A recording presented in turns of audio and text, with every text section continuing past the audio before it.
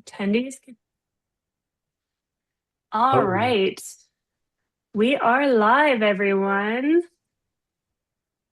Okay, let me mute all my notifications so nothing blows That's a up good idea. during this. Like being at the Everyone, theater.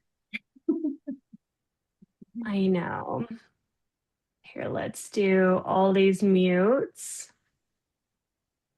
And we're going to give everyone about 5 minutes to tune in. And then I had a fun icebreaker, but I wrote it down and I already forgot it. So where'd it go? Because it was like a fill in the blank, and I thought it was a good one. Oh, like Mad Libs. Kinda. So, because we should have a variety of business owners and then like business owner prospects in here. So some people that are in the industry. So I wanted to do a finish this sentence. When I opened my business or joined this industry, I never expected to need so much blank. ooh, wide open. Lint That was roller. fun. I thought it was good one. Good Oh, one. What about you, Tim? When you entered this industry, I never expected to need so much blank. so much. That's a tough one because I thought you were going to ask like what is life's biggest regret? And I was like, wow, we're just ripping that Band-Aid off right now. We're just going for it. I didn't think I would spend so much time redesigning. That's a good one. That's a good one. Jeff, what about you? You didn't think you need so much. discussion about floor drains. Ah. How exciting is that? Sanitation. So exciting. We know how to rock it here in the Northwest, Well, you know what Indiana. my husband said? He goes, "It is so weird that when I was an operator, he was like, it's so weird that you have so many pictures of poop on your phone." It's a Somebody dirty little secret in our industry. somebody coming from vet med, like it used to be one of those things, like scrolling through my phone back in the day, I'd be like, oh, sorry. Like, don't look at this, don't look at that. Um, attendees. So I would like somebody to answer when I opened my business or got into the industry, I never expected to need so much blank. I'm trying to think how I would answer that one. Um, like I want to say the default caffeine, but I feel like that's kind of lame. But like So my much. I see a couple attendees that we know. Lori Commandi's out there. Hi, Lori. Hey, Lori. if you guys can answer in the chat, I never expected to need so much. I'm gonna say caffeine is definitely one. And like how comfortable I would need to bring my pillow everywhere. Does that count? Because like I travel so much, I'm like, I need my pillow. Um, That yeah. I'm wondering, is somebody going to say like, I never thought I would need so much room to store my clients' stuff that they bring, even though I sort of asked them not to bring all that stuff. Is that I real? don't know. Oh I want yeah. answer in the chat, guys. I want to know what is something you didn't I mean, some people expect. they would want to bring their living room practically. And we made after when once COVID happened, and the cat people especially too, they had so many toys for their cats and scratching posts.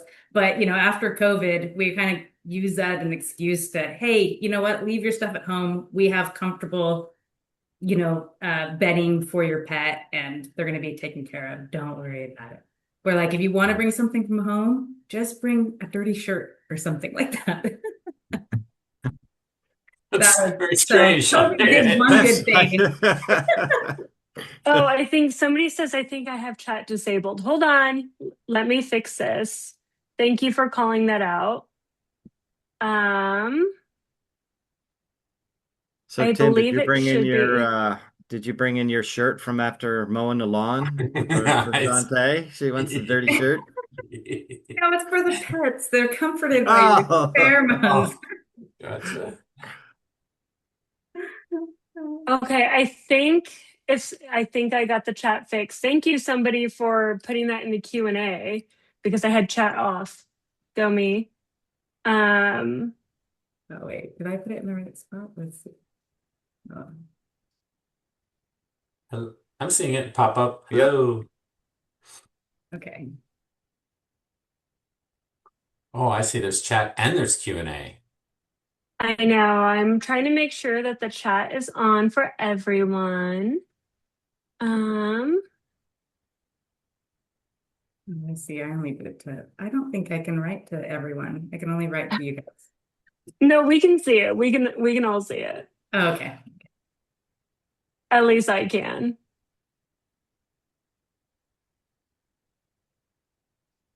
Well, it looks like we got a Okay. group. All right. So yeah, we're gonna get started, guys, because it's 8:06. So first we're gonna go over some house rules just so everyone knows. It says, I'm sorry, it says still disabled for attendees, but we can see your comments to everyone. I am so sorry. I will try to fix this Q&A for just a moment. Let me ping my co-host to see if they can work on it in the back end to fix that chat for you guys. Oh, thank you, Mindy. Thank you. So it's working, just so everyone knows. The chat is working. I apologize for that. But just some house rules, any questions, make sure to put them in the chat or you can put them in the Q&A. We will get to them as soon as possible. There will be a live recording. We will send it out to everyone after the event. And then we're going to start with just some introductions and we're going to go around or go in a line because we have this awesome little line of everyone. I'm Melinda Stanford. I'm based in Carmel, Indiana. I'm the owner of, our co-owner, as my husband would like to point out, of Bark and Bone, which is luxury salon grooming as well as mobile grooming and pet food retail in Carmel, Indiana. Jeff, you're next. Oh, we're just running down the row here. So That's why we're lined up. so Jeff Adney with Terwisscha Construction. I am on the business development side, and I really do anything that Shawnte tells me to do. That's So true. that's most of my job is just doing whatever she says. But industry-wide, I've been in the industry probably for 25, 26 years now, more on the flooring side. So if you want to talk epoxy, we can spend the next 3 or 4 hours talking about the epoxy, the makeup of it, the different characteristics. It's exciting stuff. But right now, I'm business development, helping people achieve their dreams, whether it's a second facility or just their first startup type thing. Nice. Tim. I'm Tim Parsons, head of architecture at TWC. Co-workers with those two. This is really hard to get this mirrored image thing down, but I think we got it. Yeah, so I work with Jeff and Shawnte. Been doing architecture since about 2000, and focusing on animal care since about 2013. So about 13 years in the industry with this animal care focus, based in Minnesota, and it's beautiful here. Finally, it's been incredibly hot, but it's 70 degrees, which feels amazing. And I love sailing there. That was even a fun fact. You didn't ask There for you one, go. Mel. I'm sorry, but I just threw in a fun fact. Oh, It's okay. I guess it's Okay. fun. I All guess right. that's fun. Okay, I'll do a better one next time. More fun. Okay, Shawnte. Okay, I'm Shawnte Marquez. I entered in Austin, Texas now, but I entered the industry in 2012. I started a pet hotel and daycare in Long Beach, California, and had a lot of good years running that. I sold that business in 2022 to a private equity firm. Then I went and was coaching and head of growth at the Dog Gurus, if you know them. And then now I'm with TWC and I'm really helping people look at floor plans through the lens of an operator. Oh, do you want a fun Thank you. fact?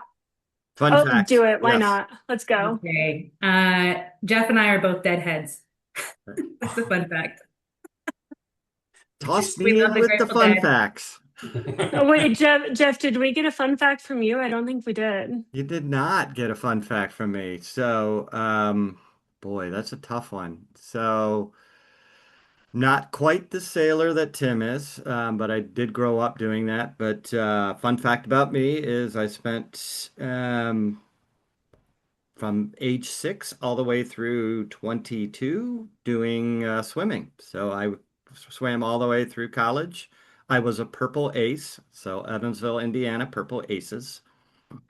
I still have the Speedo. Tim, I'm not going to bring it out right now, just so you know. Okay, okay, okay. Oh, Okay. we're getting some chats here. Well, Chats are blowing up. I feel the need to share a fun fact about myself that I don't think many people would know, but I have actually seen Rammstein live in concert twice, and it was probably Wow. the best concerts I've Fun. ever been to in Vegas and Chicago. So yes, but Wow. I would not recommend seeing Till in concert.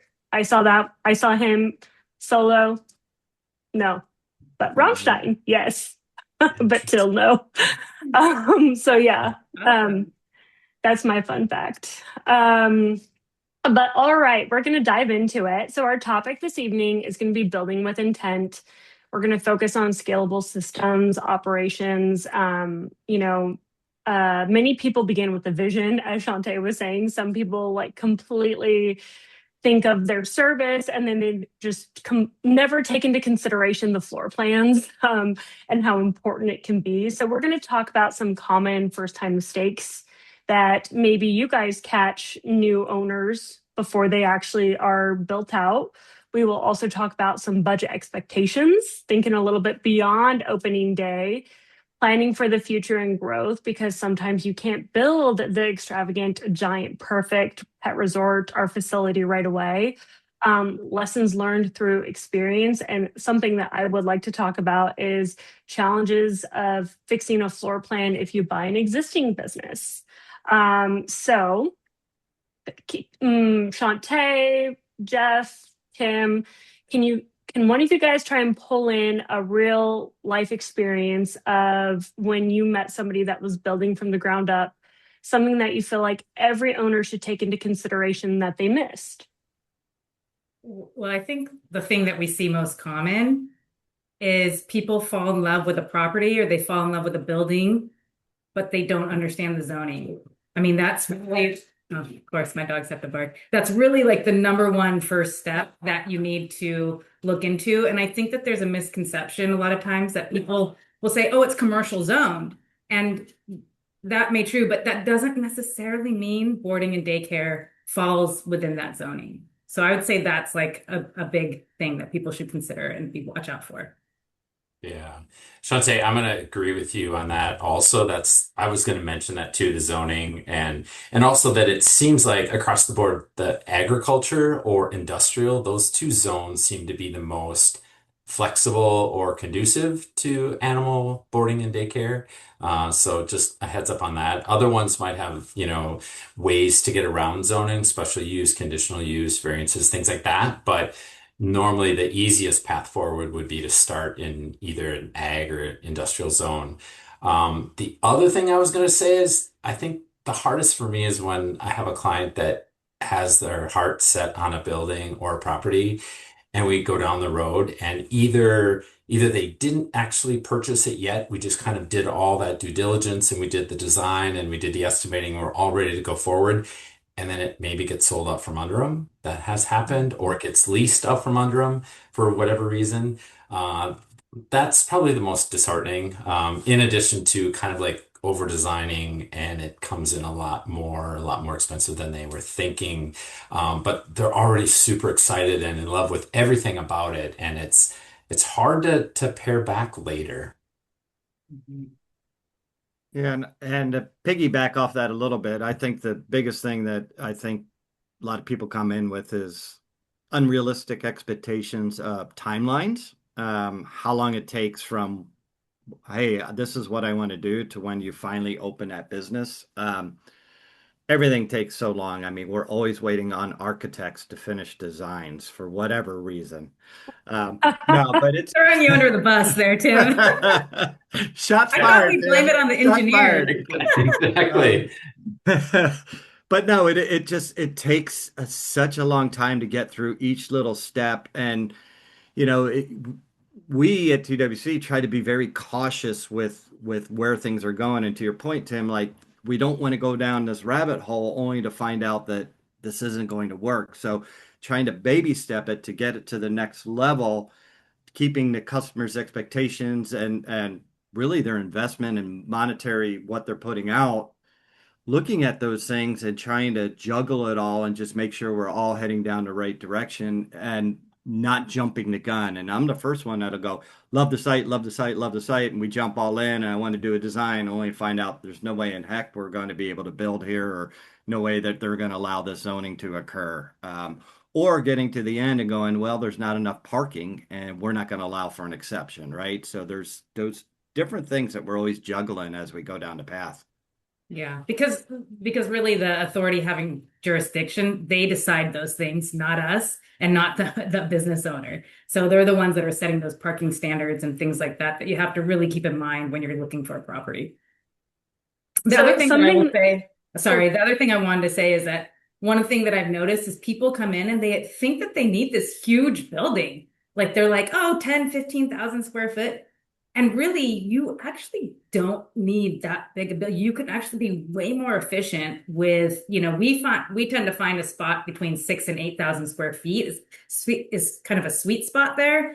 And you can have a really efficient, good running, profitable business with, those type of numbers. So don't think you need this huge space and don't assume that you need like a ton of space for daycare. You do need stuff for indoor daycare, but think about it. Like, what is your number one revenue driver? And that's how you want to plan out your facility. So something that you all said that I would like to dive in a little bit deep because I'd like to gain the knowledge from you guys is you touched on zoning a little bit. I heard you want to go with the ag zoning, but can you talk about like when it comes to the zoning, I understand that it's a big blocker. Let's talk about that a little bit more. Like what are some of the biggest blockers? What is the timeline for figuring out zoning? Kind of dive into that a little bit. Well, I'll jump in first. If it's a permitted use, it's pretty much a streamlined process. You might get zoning approval within 30 days. I wouldn't expect much sooner than that. If it's any sort of reason why, there's something like if you're too close to a residential district and different cities and townships have maybe it's 300 feet or 500 feet or 1,000, whatever it is, away from residential. That's kind of a big, I should have mentioned that earlier. That's kind of a big, be careful if you're right next to a residential district that it's just too close and there might be issues with that. And if you have that issue where you're too close, any of those sort of, variance requirements or special use, conditional use, those can take each step, each meeting is roughly 30 days. The larger the jurisdiction, the more that's going to get drug out. But that's pretty common to need to go through 2 or 3 of those 30-day windows of process. So 90 days is not unheard of. And you head closer to either coast, and that's probably going to double. Yeah. Gotcha. And in the chat, Michael says, to hire, get your professional team together, hire a lawyer, get a commercial real estate, professional to help you. It's worth the money. I totally agree. That's how you should do it. And that's how we really recommend our clients to get a good team around you. Good advice. I was going to say also, I think for lending, I think they're also going to require zoning approval like early on in their process. So, I mean, that might even be a hiccup in terms of getting funding for the project to make sure that, that it is an approved use before they want to lend to the project. Awesome. We do have some, it looks like Steven in the chat said, I'm buying a pre-existing business and it's in a leased commercial building that is more like an upstairs and downstairs home. It's been around for over 30 years, primarily dog grooming. I'm going to need to redo the entire place. The problem is that I don't own the building, so I'm torn on putting in the money to put in the items that aren't going to end up being mine in the long run. Do we want to talk about this one? Because I could actually talk about this one a little bit. Yeah, so has the business been doing grooming or is he doing grooming primarily? It's been around for 30 years, primarily doing grooming. So that sounds like it's a grooming facility.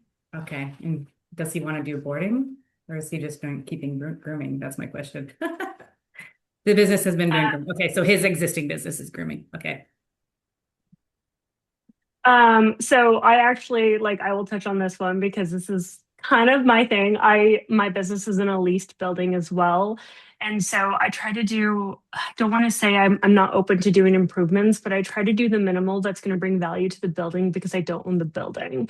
So I try to invest more in my equipment that I can remove from the facility. Like it's one of the reasons we just upgraded our retail, and we actually upgraded to new freezers specifically that they were easier to move than our permanent freezer system that used to hold all our food.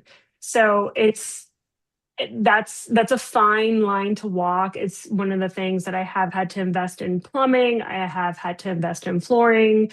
But I try to do it minimally because I do not own the building. I don't think that's something that our TWC team can talk on because they focus more on designing. But if it's a lease, I would try to focus on owning as many assets as possible, is what I would encourage. I don't know if I was gonna add on to that the idea of elevated runs, at least like dog run holding spaces. Whether if you do cages, you can get them on casters instead of built in, and if you do runs instead of installing them with cutting up concrete, doing trench drains, all of that stuff. If you went with an elevated run, it's a piece of equipment that you can bring with you. It's PVC pipe that connects, Jeff. I think you've actually done it for us, like the connection of the piping to a central drain instead of cutting up concrete to put drains where they might sort of ideally live. My only concern would be the two floors. Like that's where it's like, so are you bringing dogs up and down then? What does that look like? And then do you have any sort of accessibility issues? Not that you needing an elevator, I'm not saying that, but it's just, you want to make sure that you've got good handrails and an accessible stair, that sort of thing. Yeah, we have it in here to talk about, but again, this is primarily conversation. When building a floor plan, something that I think a lot of business owners can overlook, and Shawnte, maybe you can speak on this one a bit, is just like your operational workflow. Like, how is your team going to actually move about the floor plan? How are you going to keep the pets safe within the floor plan? Like having two levels. I would make sure that you have, appropriate gates to cover the doors. That way, if a pet gets loose, they can't escape. And another good example I can talk about is we had a car drive into our lobby about a month ago, as Shawnte knows, or some people know, and it damaged our doors. And it was one of the things that me and my husband were talking about, getting like automatic, like grocery style doors. And eventually we said, our store is too small, and that if a dog got loose, they could just run out. So we had to opt against it. And it's small things like that when building a facility or even modifying an existing building, you want to make sure you're taking into consideration pet safety. I know that sounds like kind of simple and easy, but it's something that I think can be easily forgotten because we'll focus on the aesthetic or the customer experience, but in the end, we also have to focus on the pet safety. So a whole nother aspect.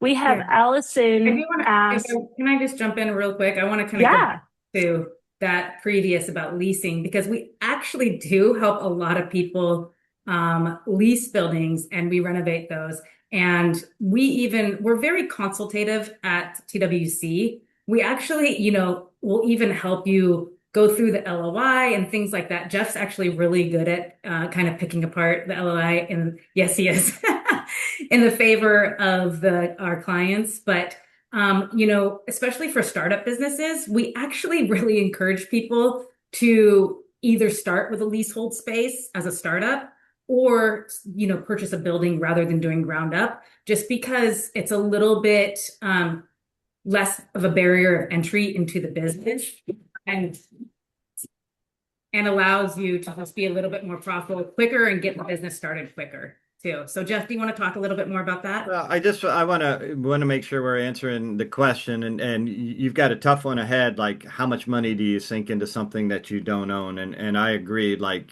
things that you can take with you when you get out of that lease are fantastic investments. But I also, how long are you going to be there? Because you got to think about in terms of okay, if I don't upgrade this, what does this do to the safety of the animals or safety of the staff? Or if I don't upgrade, or if I don't invest here, what does that do with my total labor costs as at the end of the day? So it's kind of coming up with that list of things that make sense as you go through it, and then trying to figure out where to invest. Shawnte, you pointed out finding that right professional that you can hook up with, realtor wise, that can maybe get you so many dollars per square foot towards build out costs, things along those lines that I think is very beneficial. And you got to think, am I here for 5 years? And Tim, like a lot on the veterinary startup world, like they're just getting in for a bare bone budget because they're allowed so much by the bank, and their goal is to be out of there in 3 to 5 years, right? But if you're going to be there for 15 to 20 years, then it might be worth putting that investment in, and having just a decent conversation with the landlord and saying, hey, this HVAC is costing X. You want to split it? Like it's going to do nothing but improve your facility. And I operated my business in a leasehold space. So it's not the end of the world. I was still able to negotiate a multi-million-dollar sale of my business and not owning the business or the building. So don't think that you have to own the property or you have to own the building. You can make it work with a leasehold space as well. Yeah, And they're and we still have operating very strongly today, that business. So. yeah, and we have you guys are right. We have a lot of clients, and that's what we do. It's leasehold space. I mean, that's a big percentage of the work that we do. So I was probably trying to hit it from the angle of what is the least improvement you can do to the building. So with that lens, yeah, equipment, things like that. But if you're going to be in there a while, absolutely make the And investment. And I see, Stephen, you chatted that you got a 5 year with a 5 year renewal. One thing to think about is, if you are looking for any SBA type lending, what are their requirements? Many times, the note needs to match the lease, not always, but it's certainly something that you need to look at as well. So maybe a 5 year is not enough if you're looking for outside lending. Did we All beat that really one up good. enough? I think you guys did great.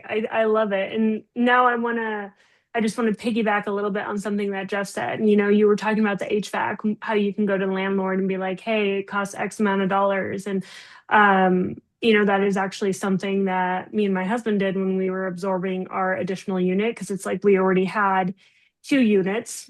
Our business is very established, and our landlord would love to rent to us. We'll extend our existing lease, but hey, we're going to need, some funds or some deal to help pay for the HVAC, because the HVAC in that new unit was completely garbage. So in the way, the landlord is happy because now he has a long-term stable tenant in there. And then we also did some upgrades to his building. And then we're happy because he contributed, to help pay for the HVAC system. So that's a great perspective. See, this is where I'm so excited to have this conversation with you guys, because this is not a strong skill set of mine. So I'm going to gain a ton of knowledge here. So it's super exciting.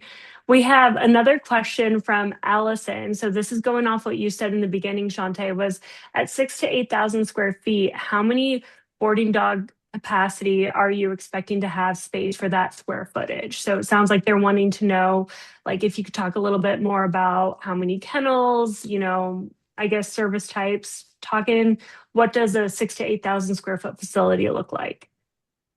I mean, Tim, you're kind of the expert on this, but I would say anywhere from 50 to 70 suites you can get, or Yep. enclosure easily. Super like loose rule of thumb, 6,000 square feet, 60, just kind of a 10% kind of a rule. Yeah, so plenty, and that's single occupancy. Like when we do our projections and we're looking at things, we're looking at it as single occupancy. But if you're a seasoned business owner, there's I would say 30% of your actual bookings have multi-pets in it. So just think, this is just another little thing just for you to think about in a different manner. And yeah, so and to piggyback real quick, Tim, like that's just not all boarding, right? So you're taking into account like there's probably at least two playrooms. You've got a bathing area. You got your lobby, staff room, couple restrooms, all those types of things in there. And we're not stacking dogs on top of them. So like it's a comfortable, with a range of 3x5s to 4x8s to whatever size kennels in there, as well as some double stacks for other things as well. Yeah, a blend of all those. And then somebody asked in the question in the chat, sorry, 6,000 square feet, 60 enclosures. Yes, that was the rough math. That's 1%, not 10%. Sorry about that. Like numbers can be hard. So you're an architect. I'll just try to make it look good. You guys make it. And then the other question is, was what size? And 3x6 is probably the most common enclosure that we have. 3x5 is very common as well. And if you go down to, stackable cabins, things like that, obviously those get a little bit different size, but 3x6 is probably the most common size that we deal with. Okay. Sorry, catching up on all these questions. There's a bunch. I know this is lovely. Here, I haven't even gotten like halfway through our outline, so to say, because we have so many people asking questions, which is fantastic. I wanted to talk about when you were mentioning the front door area. One thing that we always do with our designs is we create a front vestibule because listen, I can tell you firsthand, dogs will escape and they will push those doors open. So we always kind of create a front double entry at the front doors. That's one of our recommendations. Right, guys? Yeah, yes. Yeah. And I also love Danielle's comment there. Good to see you, Danielle, or hear from you. That tenant improvement allowances are a big deal. We're working with Danielle right now, actually. And to touch on that a little bit, most of the time when you do, if you are going, what we see a lot of times is with some SBA type lending or something similar, really look at the fine print of what that lease looks like, because many times that tenant improvement allowances, you may not see that money till you're actually open. So you can't necessarily count on that towards your construction budget. But it can come back to you and then potentially pay down the initial loan amount right off the bat as soon as you get that money down. So it's a hard thing to figure out. If you can get them to match 50% like halfway through, and then the balance, at the end, that makes things a little bit easier. But it's, and again, that's where a good realtor is really going to speak to that and try to drive home that point, because the more dollars you can get to work for you up front, the easier it's going to be, with that note. Awesome. We also have some questions. Like we have the chat going, but then we also have the questions, so they're kind of a little bit all over the place. But we have a question of: I have a grooming salon and a retail store in a strip mall. We are interested in expanding to offer daycare and boarding. My concern is continuing to rack on will lead to inefficiency. What's the process for deciding between adding on an existing suite versus moving it and a new building, the space, exiting building, new build? Like, what's your guys' thought process on that? So is a question the efficiency of trying to add these on? Is that what we're reading? Is that what I'm interpreting? Yeah. I'm interpreting the concern is like, what would the efficiency be if you have an existing grooming retail store? Like, do you feel like expanding is appropriate, or when you reach a certain point, should you start a new location?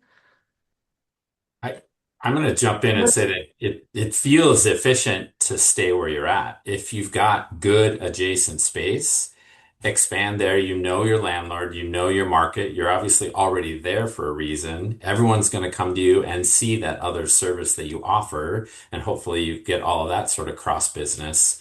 If you like where you're at, I would try to expand right there. Heads up, grooming is going to be easier from a zoning perspective than boarding and daycare. So just double check that you can add that service where you're currently at. And I was going to just say, I always, I'm thinking about the money end of it. It just depends on your budget too, because that's two very different, expenditures. So. Awesome. So this has been a lot more engaging than I expected, and I'm like having a great time already. This is super fun. Um, what I would like to go into is, Tim, I know you brought some renderings and you wanted to show us some like examples of recommendations. Did you want to kind of walk through some problem solving and I guess what would an ideal layout look like? And you can show us a little bit of examples. I think we all like visuals. Sure, that sounds good. Let me go ahead and share. Can you guys see that all right? There we can. We All can. right. So I hope you guys have time. I have 87 slides ready to roll. Just kidding. Let's see. So we've got, I have a few of these designs that I'm just showing that they're past projects that we've designed. Some have been built, some are, for some reason, the project did not move forward. But I just went ahead and just kind of loosely put some together to give you kind of a range. This project, I just wanted to share the idea is just super efficient circulation. There's just a central spine running down the middle of the project. There's four different boarding run rooms, we called it. So you can kind of think about this client really wanted to think about play groups. It was her kind of, design intent. So we can separate them by, whether it's seniors or puppies or those that get along, that sort of a thing, as well as seasonally, or if business is a little slower, you could even begin to shut down some of those rooms. And maybe the real slow times, you're only using one, busy, you're using all of them. But that was really what I was trying to get from this design. Let's see, do I click I here? want to I do like, I want to touch on this a tiny bit because this has all the things that I feel like so many people overlook as like the business office space. Like where are you going to be? So this is something that like when I bought my existing business, I didn't have an office up until 4 months ago in my own Yeah. business. Like if I was taking a call, I was in a back bathroom or in the garage. So like Mhm. making sure you have office space, utility, laundry is huge. I feel like so many people overlook laundry. Yeah. Storage, food, lobby, reception. So these are all just like I had a list of all the things I feel like when I bought my business that were missing, and completely nailed it. So I wish that there was like a checklist of all the little things that everyone forgets. But just want to call out, all these little aspects, features are so important when building an efficient business. So you Yeah. can go to your next slide now. Sorry, I just got yeah, Yeah. excited. No, I'm gonna hit no. I'm gonna hit real quick, Tim. I just love the simple efficiency of it all. Like you can take out the dogs in one pot at a time, right? And it's like just the everything just runs smoothly through this. Yeah. Not Yeah. a lot of wasted steps. I do like that. And having Yeah. those pods makes it a quieter facility too, because the Good dog, point. really can't, it's not echoing throughout. So it's nice. Hmm.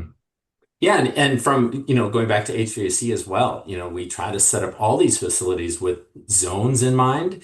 Now, the more zones you get, you can increase costs. But if you were to zone this, kind of exercise areas one and then each of those pods separately, you could get some more, control as far as you can have sound dampers, which is going to help Shawnte to your point. You can not heat and cool one or two during certain slow, periods, something like that. So you begin to, get some more of that separation and efficiency, which I think is a good thing. Um, a little bit bigger, 8,500 square feet. Again, this, I wasn't sure how well this would, kind of show on the screen. So I just loosely hit with the highlighter to just really kind of get to the point, which again, an efficient flow. The corridors, you're paying for construction costs to build hallways. So ideally you have as little as you can get away with. And yet you also want, from safety, that perspective, you want enough of them to have an alternate route, enough width so that passing dogs, is not a problem there. But this one I thought was kind of interesting because there's, this kind of the shared food prep area, storage, etc. So that when you are going through at least like the feeding steps of the day, you're minimizing your footsteps and not having, a separate food area over here and another one over here, just really for your staff efficiency. You've I got the want to check. I want to chime in that we have a question that almost relates to kind of what we're doing right now, I feel like. So that's why I want to jump in. Is we're looking at a 4.5 acre property with a 3,700 square foot pole barn that needs significant renovation for the purpose of daycare, boarding, and grooming. Would you recommending renovating it or tearing it down, the structure, and completely rebuilding? I would. Is it, when you say pole barn, do you mean like a steel building, pre-engineered steel, or is it legit like a machine shed wood pole building? Yes to steel building is what they said in the chat. Stay tuned. Couple more slides. Okay. So Okay. yeah, and quick answer is trying to maintain that existing building is if it's in good condition, let's rock and roll with it. Yeah. We try to work with what you have, actually. That's always our first choice, unless it's not usable. But it's like we want your money to go a long ways. So that's what Oh, we're there going you to go. recommend. Yeah. Jeff, do you want to touch on this one for a second? Yes, this is a fun project down in Arkansas. So steel structure. It was a auto body repair shop, and then it was a mechanic shop, and then it was a party place for a while. And they bought this building. So its total is about 12,000 square feet. We renovated about 6,700-ish square feet. So left a little bit in the back for future expansion, and the entire front office we left alone that had like the lobby, the reception area, a couple managers' office. But um, really, really run down building. We actually found that some of the steel trusses that they had put in were manufactured properly, so we actually ran into that as we were renovating. But we went in, gutted this, pulled down all the insulation, did spray foam insulation everywhere, replaced a couple of those garage doors with some nice glass ones, and then built out per that floor plan. He's got some nice luxury suites in there. He's got these different runs. Now, one of the things you'll notice here with the metal buildings is you don't see any real enclosures touching the perimeter walls. And that's just because it's very difficult to attach to those.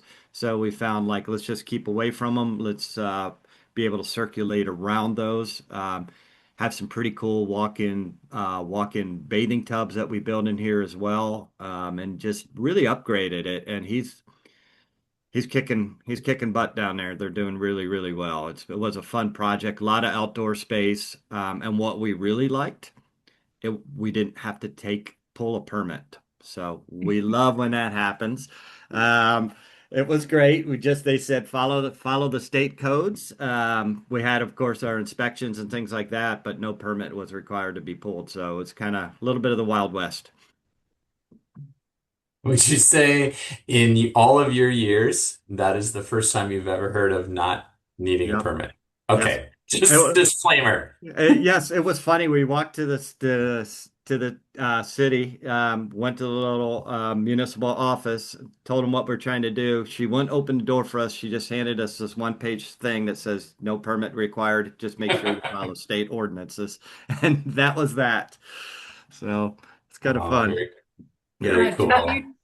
you remember what the budget was for this project? So part of the reason we didn't do the back portion, the unfinished, was he could get the loan amount. He just didn't want to start there. He's in rural Arkansas. I want to say we ended up building this portion out for 1.6, 1.7. We had to do septic expansion.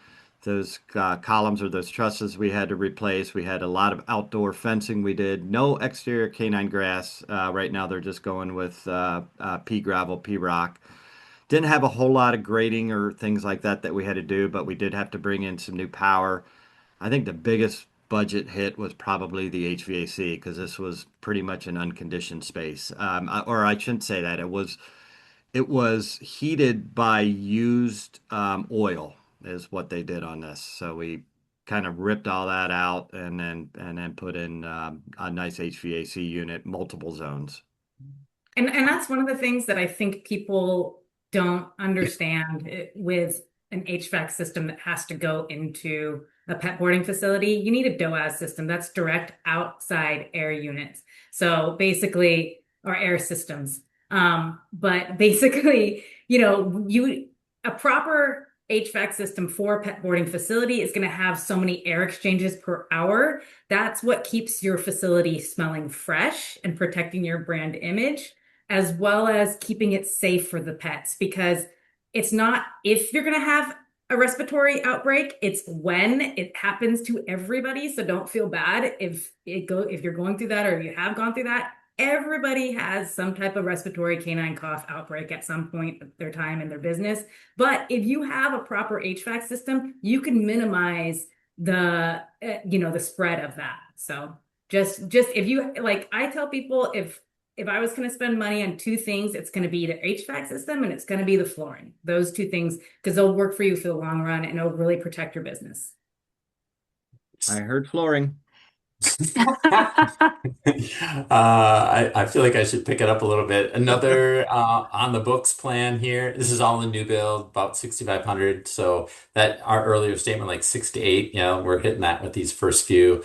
Just wanted to touch on the idea of if you're going to be giving tours, just think about that flow. And if you are walking along giving tours, like do you have windows looking into various spaces? Normally we like to put luxury up front to get that first sight line when people come into a space. And the other thing is maybe you can, hire a firm or do yourself or figure out what is this thing going to look like before you, obviously start construction. So whether it's little computer renderings of what it could look like, play with colors, roof lines, things like that, to try to make all of those decisions on the computer instead of in the field. It's much more efficient to do it on a computer instead of in the field. So this Uh, project here, long time coming. We are very, very close to breaking ground, so it's not quite there yet. We are praying that we don't have to relocate the gopher tortoises. So that is the next thing on the agenda. And Sure. it's real, right? So he's building in some wetlands here, and that's part, he's got to do an environmental study, make sure that we don't need to do that relocation. But I think we started probably with him about a year and a half, 2 years ago, and he probably started the hunt for the property probably a year or so before that. So it's a process. And Wow. yeah, and a lot of it was, I will give kudos to TWC Architecture. It didn't fall on us. It was the civil design and the landscaping that took forever to get through the county. It was an absolute nightmare. Mhm. Awesome. There's Tim, a- I'm waiting for the pole barn rendering because we have that question still. oh, Of the that was the engineered steel building we went to right away, right afterwards. Yep. That was Oh, like a okay, steel okay. frame. Yeah, and I mean that was a good example of, obviously the rusted framework. And Jeff, you said it was like not really connected correctly, so they had to do a Yep. lot of work, but it looks great on the inside. It looks so clean, and I think they made the right choice. Yeah. So that was a pre-existing, I mean, that was larger than 3,700 square feet, but like that was the example. If you have a pre-existing building, steel building, and it's in, I want to say decent shape, like definitely use what you have. Yeah. Saves a lot of money, right? Yeah. Very much so. Yeah.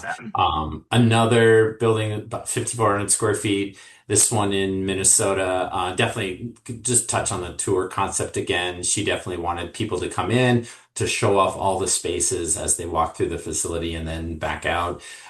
So we did kind of design that so that you could look into these luxury spaces. We did do an indoor play area as well as an outdoor. It was formerly a cabinet shop. You can kind of see it here.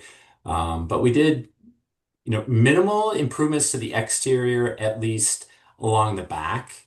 We just painted, it's just concrete block. We just painted it and then added this little black, kind of an awning entry kind of space, and then some vinyl fencing around the play yard. But the outside really, I thought really just improved quite a bit just from doing some paint. The Awesome. and fun fact with that one, she is what? All dogs are 30 pounds and less. Is that correct? Yeah. We actually Wow. had to, it needed to be an amendment to the zoning ordinance that it had to be the weight restriction under there. I know it was almost like, I think it was a bit of a power struggle. Like they needed that in there to say, and then they stamped it that it was okay. I had to go present to the community and they were all concerned that there's going to be dogs barking all night, running around in these play yards. It's like, you just need to educate the community on what really happens here. And it's not like dogs running off of leashes all hours of the night. I'm sorry, it's just not that way. And just a few images of the exterior. They were going for that luxury market, so they were really, really hitting that. Yeah, I can just see a little 20-pound dog just needs all of that space, right? And a quick before, no, nobody got the Mustang. That went with the previous owner, so that was not part of the deal. But kind of before and after of at least that exercise space. And Jeff, you mentioned before, like changing those overhead doors into the all glass, just how much light that dumps into the space is great. A different project, again, auto shop. I think we have three of them that were like some former machine shop kind of space, but there it is, all block building. Here's the interior space. Jeff, this is your handiwork, isn't it? This flooring right here. That was a lot of fun. So this is our I got goosebumps. Sorry. Um, so this was one of our what we call our softball flooring, but he really wanted it to look like a soccer field. And so this has got a rubber mat with a series of urethanes poured over top. And then we kind of hand striped the soccer field type look, and then used a stencil to kind of paint that little logo in the center there. It was a lot of fun. Kind of before and after the exterior there. Just again, paint, a glass door, awning, some lights, and it can really freshen it up. Some more interior shots. And here's those elevated runs that I touched on a moment ago, kind of those little legs. So it supported some luxury spaces. Oh, I love that. So I have a question. When you guys Sure. are, let's say you just showed some good examples of people taking over existing businesses, so existing floor plans. When you're taking on a project like that, what would you say is like the top three hidden costs that kind of throw the person your client for a loop where they're like, oh my gosh, I wasn't expecting it to be that expensive. Mhm. I'm Jeff, going to is it the jump in. flooring? I'm going to say architecture all day long, but That's the most expensive. No, I just wanted to say when you're looking at those existing buildings, just assume don't change, try not to change any column locations, any bearing walls, any existing electrical panels, existing, the service that comes into the space, the water where it comes into the space, any furnaces, granted they might need to be upgraded, changed, things like that, but maybe there's a couple that are okay to keep where they're at. And then restrooms, if they're ADA compliant, keep those where they're at. And those are just kind of some of the bigger items that if you can have your architect design around those, and if it's doable, there'll be a big savings right there. yeah. And then our recommendation, and it's more due diligence than anything, is running a camera scope for the sewer lines, understanding what's going on there. That's where some hidden things can come out of the woodworks quickly. So we always recommend kind of running that where you can. What are things, Tim, up the tip that you can think that like, oh boy, we should have done that. Understanding the Uh, HVAC, the date, year, right? Yep, photograph the tags on the HVAC and we get those to the engineers and kind of assume 10 years, like, maybe needs to be, replaced. Um, the roof, quality of the roof. That's all I got. Now, let's say you have somebody taking over an existing business location, what would you prioritize? Like if they need to redo a lot of things per se. I don't know, Shawnte, maybe this is going to be a little bit up your alley because you've helped some business owners. But what would be the top priorities when they're redesigning or updating their workplace? What would you recommend to prioritize first? I mean, I mentioned it before, but the HVAC system is where I think it's really, really important. But I also I think people need to really understand their workflow and their systems of operations first when they're looking at designing, because that really helps the architects understand how they should move forward with designing your business. So I think a lot of times, especially startups, they don't quite have they have their idea of what they want to do, but they haven't really fully planned out their operations throughout the day. But it's so important to know that because with if we can understand that, then we can design around how your business will run and operate smoothly. So when you say operations, I'm assuming you're talking about like the staff workflow, where are you going to prep the food, like the drop off Delivery. procedure, What is the all these routine for the things. day? Yeah, how Okay. many staff are you going to have at one time? And don't think about like when you're looking to design a floor plan, think about what is the busiest times, like if it's the day before Christmas, if it's, December 23rd, 24th, what are those operations going to look like? And you really want to design around that because that's when you're going to have the most impact. You got to think about check-in and check-out process, all that stuff. It's overwhelming for people, but that's one of the things that we can help our customers with, really breaking it down. But that's what I mean by operations and systems and your routines throughout the day. We have a question that I'm very interested in what your guys' answer will be. So they're evaluating potential locations. Should ceiling height be one of our priorities? I imagine it could make a difference in ventilation and air circulation, but they would love to know your thoughts. So That's ceiling. Nazanin. Hi, Nazanin. We're working with her too. Ah, so what are your thoughts on ceilings? Jeff? I'm afraid to answer because I don't know. I don't want to, step on my tongue. But ceiling height, just at a facility in South Dakota last week, and we went with a central area had 10 feet. The perimeter areas had 8 feet. Now eight's pretty much the minimum you're going to want to go with. Code is actually 7.6, so you can't go lower than that. But the 8 foot ceiling is fine. That's probably what most people have in their homes. 9 feet is a little more common nowadays. 10 feels nice. Um, it's if you it also there's kind of the ductwork question as well because it's like if you need to run new ductwork, do you have the space between the ceiling that you see and the structure of the roof above? So that's kind of that sacrifice. Like if you've only got 8 inches, then you might need to lower the ceiling. But try to get 9. Maybe that's maybe that's the bottom line. And think acoustic ceiling tile too, like the 2x2 tile. It's great for sound absorption, for dropping lights in that are very thin, as well as running grills and diffusers. Hard lid's great for cats and restrooms, but doesn't really add to any of the acoustic qualities like ACT does.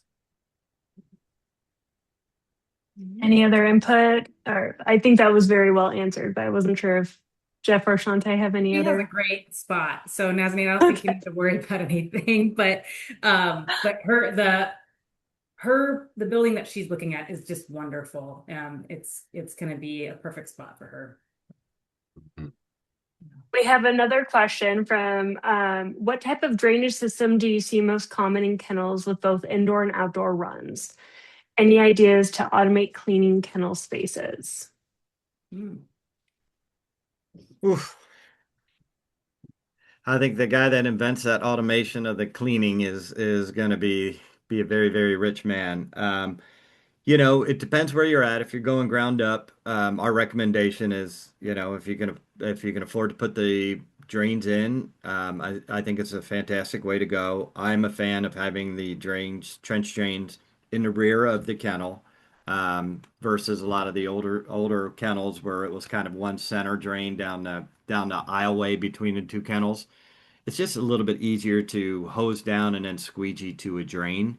So that's kind of how we look at it. If you're going in a renovation of an existing building, you're going to look to some sort of different way to clean. So you're not going to be pressure washing and squeegeeing. You're going to look to like a wet dry vac system central, or they've got some nice mobile units that you can push around and take to each of the kennels, and it'll have the pressure washer. You're going to clean it, you're going to disinfect, you're going to rinse, and then you're going to back it up. And the only thing I would caution or advise on if you're looking at those types of systems is um, you want to clean one pod at a time, or 8 to 10 or 12 kennels at a time. So you want to get all those dogs out, clean them all at once, and then bring them back in, because trying to do it one at a time is just not a very efficient use of your labor. All right, we're going to take one more question because we are at time, and I think Jeff, you're going to be really excited. Floors. What type of flooring is ideal for each area of the building? Ground up build. You only have 3 minutes though, because Okay. we're technically over time. Because I know So you I could talk just, for hours. yep.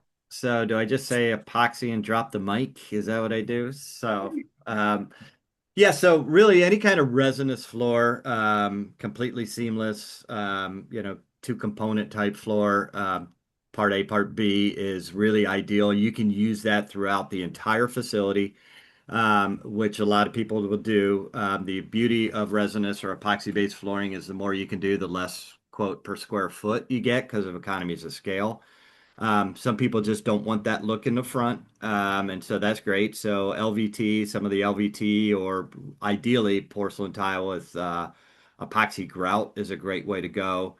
And then the daycare yards, we love to see the soft pall in those areas, but the epoxy works just as well. But our goal is just to make something seamless floor to wall, is what we're doing with the epoxy or resinous-based coatings. And you'll hear terms of, Tim, you want to say the P word, Aspartics. polyaspartics, the urethanes, they're all interchangeable. They're all a little bit different characteristics. Epoxies are your workhorse, and then they're just finished a different way. But that's really our go-to whenever we can is running some sort of resinous-based flooring. And do And soft paw in your play areas, because that's the coolest. I mean, not people put in that rubber flooring, but they actually don't do the coating on top, and that's what the soft paw is. And that is just so awesome for like your play yards, for when the dogs are running and rough playing, it's easy on their joints, and it dampens the sound in there too. So if you can afford the soft paw in your play areas, indoor play areas, do that. It's so good. All right, everyone, we're over the time limit. So I just want to say thank you. This was super fun, super engaging. I hope that you all learned something new. If you're interested about learning about TWC services, we will be sending out a recap email with ways to contact them, as well as tomorrow we will be sending a PDF by them that will have some tips and tricks for you on building your next facility or upgrading your existing one. I do see a question in there of how is your fee determined? I'm assuming that's for TWC. I don't know if you guys want to touch on that before we log off. Tim, not it. I'll Shawnte, it's say, you. yeah, Yay, it we is. really work. We have a very unique way because we are a design build firm. We're nationwide, so we can help anybody across the nation. But we do work in a 3-phase approach, and it's really to protect you and kind of ease you along in the process. So the first phase is our preliminary planning phase. It's a real nominal fee. We start there, and that whole goal of that first phase is really to protect you of investing, making sure you're investing into a right property. So we're going to be fleshing out properties with you. We're going to be doing market research with you. We're going to do a cash flow analysis. And if you need to get a variance or if you need to get any type of funding, we're going to help you get those documents prepared for you to get approved for those things. So that's really the first phase. And then it goes into the second phase. If you like working with us and if everything's going well, we'll go into the next phase, which is the design development phase. That's where Tim and his team shines, because that's where you're making all of the architectural plans that are going to be needed for those building permits. So at that point, we also go in to get real bid pricing from local subcontractors in your area, and you understand exactly what the project's going to cost, and we go from there. And then, of course, the third phase is construction. So we kind of baby step you along. And if everything's going well and we're all working well together, then we hope to do the whole project through all 3 phases with you. Awesome. And like I said, everyone, we'll be sending out a recap email with some information as well as a way to contact TWC if you're looking for an evaluation. And I just want to say thank you for everyone for joining. I appreciate all the questions. This was super fun. I'll see everyone next time. Thank you. Thank Bye, you. Thank you. Um,